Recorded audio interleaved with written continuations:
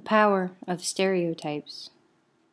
You won't be in honors English or any honors classes for that matter. Your scores are too low, and you need pre-algebra and other prerequisites to take those courses. The blunt words from my future guidance counselor, who had taken one look at my elementary school transcripts and deemed me unfit for courses that I wanted to take in high school, were like a death toll for me. He was right, of course. I wasn't ready, but I wanted to be. I hated being told that I couldn't do something. He continued to say that I should enroll in a fine arts course, cooking, ceramics, or yoga. It became apparent to me that I wasn't going to get what I wanted, to enroll in the courses that my friends were enrolling in, and that I should look to enroll in a course less academic in nature. I felt stupid, ignorant, and misunderstood. Eventually, after a few years in high school, I realized that I had not applied myself in elementary school. I probably would have continued to be the stereotypical high school female if I hadn't wanted to get away from prying eyes. Breakups have a way of leading to unsuspected roots. It wasn't until I became completely separated from my friends that I took to eating lunch in the library. It was there that I found books. Now, I had read a few books in the past, mainly for academic purposes, but I had never been so enthralled in a book that I forgot what was around me. In the library of Mount Desert Island High School, amidst the hours of 11 and 12, I left my body. I was transported to King Arthur's court, and then onto the back of a horse, running for my life. I fell in love with the many-book series of Tamara Pierce. I wanted to run away in worlds I had never even imagined and stay there for as long as possible. The library started to run out of books that I liked. Why had I not found fantasy earlier? I came to the conclusion that it was because I didn't know about books.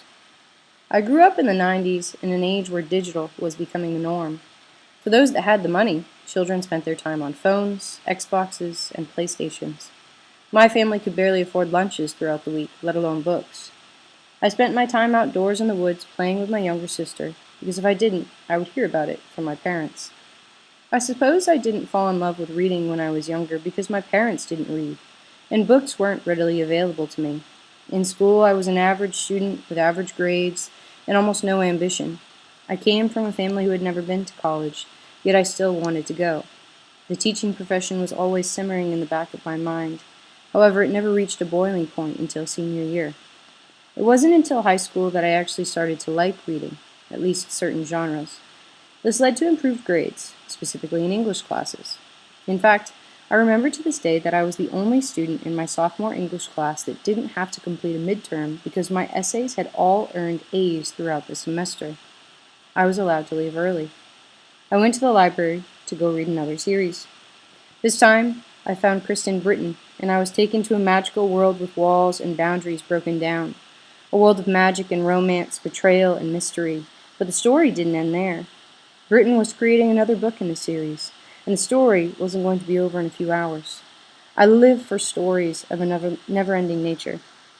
When I reached my senior year, I enrolled in all AP English courses, but yet again, I did not have the finances to succeed. I couldn't take the AP exams and earn credits towards college, but I took the courses anyways, and loved them. The classics and language focus on AP courses led me to teaching English. I knew that I wanted to be involved in literature in some way, and my career choice became clear to me after taking a few job quizzes. Since high school, my house has filled with books exponentially. What started as a small collection of fantasy has now morphed into realistic and historical fiction. A series of romance novels has turned into a series of mystery.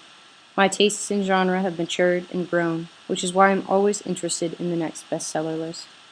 When I graduated from college, I thought my purpose as a teacher would be to share my love of reading with my students. This has been a difficult task, to say the least. I have found that my writing paled in comparison to my reading tastes. And now that I teach a high school creative writing course, I need to learn how to write as well as I read.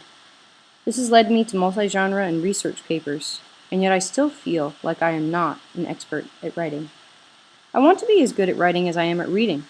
In elementary school, those two skills work together for young children to learn. When you get older, it seems more difficult to learn the nuances of writing to engage an audience. I can write to inform and even persuade, but to entertain is a completely different beat. How can I take the books that I love to read so much and use them as a source for my own creativity? I should really go back to my alma mater and thank the guidance counselor who told me that I wouldn't be able to take higher level courses. In a way, He challenged me and made me the person I am today. I have developed into a person that can do almost anything I set my mind to, and one that does not accept defeat easily.